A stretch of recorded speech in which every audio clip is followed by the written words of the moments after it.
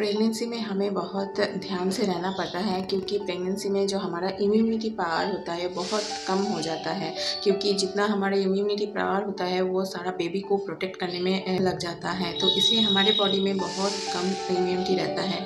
और इस बीच हमें टेंशन रहता है कि हम प्रेगनेंसी में कैसे अच्छे रहे, कैसे जो नॉर्मली सर्दी जुकाम बुखार है उससे बच के रहे। तो ये सब क्या प्रेगनेंसी में होना नॉर्मल है या नहीं, उसी बात में आज मैं बात करूँगी। तो hi everyone, welcome back to my channel Sanvi with mama. और आप सब कैसे हैं? आई होप सब अच्छे होंगे। और मेरा नाम है रिंकी। और जिनको नहीं पता है, जो नए हैं मेरे चैनल में, उनको बता दूं कि मेरे बहुत सारे मिसकैरेज होने के बाद IVF थ्रू प्रेगनेंसी हुआ और मैं आज सानवी की मम्मी हूँ। तो उसी का जो एक्सपीरियंस रहा, मेरा मिसकैरेज, मेरा प्रेगनेंसी, IVF IUI को लेके सारा कुछ का जो भी एक्सपीरियंस रहा वो मैं आप लोगों के साथ शेयर करती हूँ। और आज मैं ये टॉपिक लेके आई हूँ कि प्रेगनेंसी में होने वाले बुखार या फीवर नॉर्मल है या अच्छा नहीं है, या कितना होना चाहिए, इसी बारे में आज मैं आप लोगों के साथ आज वो डिस्कस करूंगी। तो वीडियो को प्लीज़, मेरा रिक्वेस्ट है, वीडियो को लास्ट तक देखिए। और कुछ भी अगर आपको अच्छा लगे तो वीडियो को प्लीज़ लाइक कर दीजिए। और अगर आपका कोई फ्रेंड या फैमिली में कोई प्रेग्नेंट है तो उनके साथ ये शेयर कर दीजिए। और कमेंट करके आप पूछ सकते हैं, कोई भी आपकी क्वेरीज हो तो मैं कोशिश करूँगी मेरी जानकारी के हिसाब से आपकी कॉमेंट की रिप्लाई करने की। और प्लीज़ मेरे चैनल को सब्सक्राइब करके मुझे थोड़ा सपोर्ट कर दीजिए और मेरे साथ जुड़े रहिए। तो देखो, प्रेगनेंसी में होने वाला बुखार कभी भी नॉर्मल नहीं है।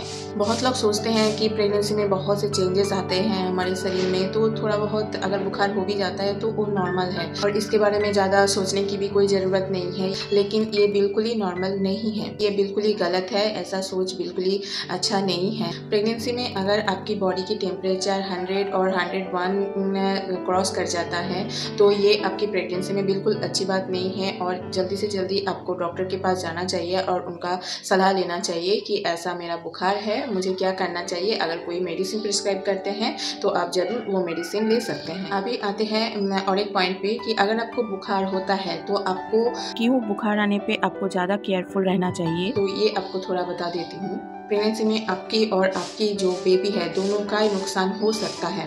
बुखार की वजह से आपकी मिसकैरेज हो सकता है, बच्चे का जो बर्थ डिफिशियंसी कुछ जैसे जन्म से कुछ प्रॉब्लम हो सकता है, या फिर बेबी का हार्ट बीट ऑफ हो सकता है, या फिर टाइम से पहले आपको लेबर पेन स्टार्ट हो जा सकता है और डिलीवरी भी हो सकता है। ये सब बहुत से कारण ऐसे हैं कि आपका अगर बॉडी की टेम्परेचर बढ़ जाता है, आपका फीवर हो जाता है, तो ये सारा दिक्कत आपको आ सकता है। बुखार के साथ साथ आपको और क्या क्या लक्षण दिखाई दे सकता है? बुखार के साथ बहुत सारा ऐसे लक्षण आपको दिखाई दे सकता है, जैसे सांस फूलना, ब्रीथलेस हो जाना, कभी कभी सांस नहीं मिलना, या फिर आपकी पूरी बॉडी में या फिर पेट में पेन होना, और टॉयलेट करने जाओ तो जलन जैसा फील होना, और स्किन पे रैशेस वगैरह निकलना। ये सब बहुत सारे लक्षण हैं, जो सिम्टम्स है जो कि आपको बुखार के साथ आ सकता है। अगर आपकी बॉडी में बुखार है तो ये कैसे समझे कितना बुखार आपको है प्रेगनेंसी में।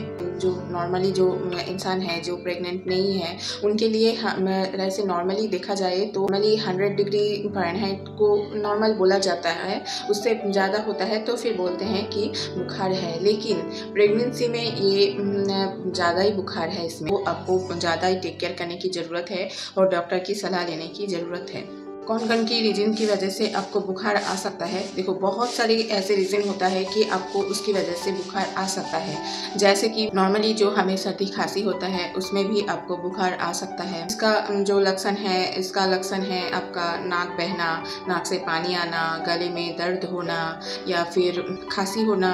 ये सारा नॉर्मली 4-5 दिन रहता है, उसके बाद ठीक हो जाता है।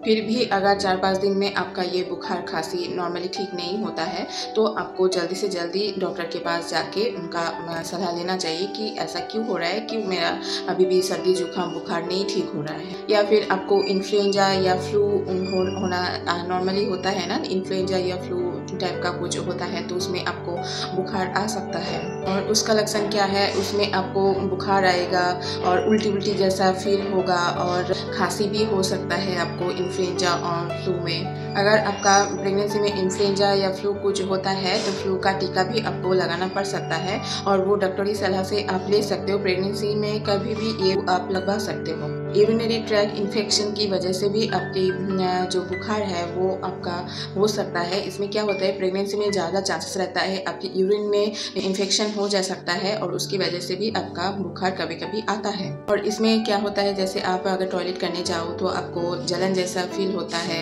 और बुखार जैसा होता है। तो ऐसा अगर आपको कोई सिम्टम होता है तो ये आपका यूरिनरी जो इन्फेक्शन है उसकी वजह से होता है और वो जल्दी से जल्दी आपको डॉक्टर को दिखाना चाहिए। कभी कभी हाई ब्लड प्रेशर की वजह से भी आपका बुखार जैसा फील हो सकता है। जिनका बहुत ज़्यादा बीपी हाई हो जाता है उनका भी ऐसे टेम्परेचर बॉडी का बढ़ जाता है। तो जल्दी से जल्दी आपको डॉक्टर के पास जाना चाहिए और आपका बीपी वगैरह चेक कराना चाहिए और नॉर्मल करने की कोशिश करना चाहिए। मेडिसिन हो या आप रिलैक्स रह के कैसे भी करके आपको ये बीपी कम करना चाहिए और उससे ही आपका बुखार भी कम हो जाएगा। और ये बीपी हाई की वजह से आपको प्री एक्लेम्सिया भी हो सकता है। कब आपको ये जो सारा लक्षण है ये आपको ध्यान देना चाहिए। जैसे आपका ज़्यादा जो यूरिन है उसमें अगर आपको इन्फेक्शन हो जाता है या फिर आपकी बॉडी में अगर डिहाइड्रेशन हो जाता है और 4 दिन से ज़्यादा आपको बुखार या सर्दी खांसी रहता है या फिर 3 हफ्ते के ज़्यादा आपको सर्दी जुकाम और आपकी बुखार ऐसा फील होता है तो आपको ये ज़्यादा से ज़्यादा ध्यान देना चाहिए और जल्दी से जल्दी आपको डॉक्टर के पास जाके अच्छे से चेकअप करवाना चाहिए। अब ये बुखार से बचने का क्या उपाय है, आपको कैसे रहना चाहिए। देखो, आपको प्रेगनेंसी में बहुत अच्छे से ध्यान से रहना चाहिए। आपको ज़्यादा बाहर जाने की कोई ज़रूरत नहीं होता है।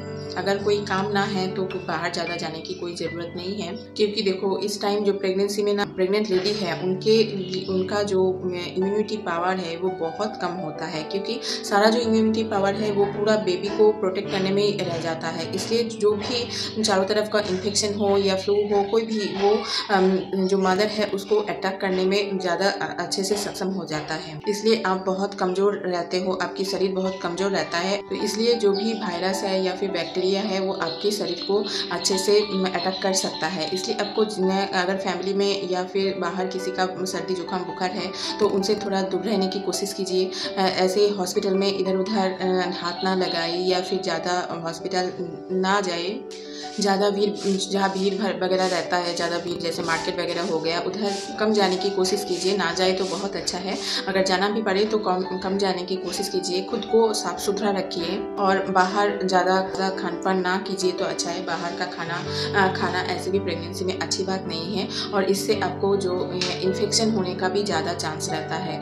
इसलिए ये सब अगर आप ध्यान रखेंगे तो ज़रूर आपकी बुखार से आप बच सकते हैं। तो आज की वीडियो इतना ही बुखार को लेके, तो इतना ही मुझे पता था। और वीडियो अगर आपको अच्छा लगा तो प्लीज़ वीडियो को लाइक कर दीजिए, शेयर कर दीजिए और प्लीज़ मेरे चैनल को सब्सक्राइब करके नोटिफिकेशन ऑन कर लीजिए। नेक्स्ट मिलेंगे और एक वीडियो के साथ, तब तक स्वस्थ रहिए, अच्छे रहिए और सबसे ज़्यादा पॉजिटिव रहिए। तो मिलते हैं और एक वीडियो के साथ, तब तक बाय।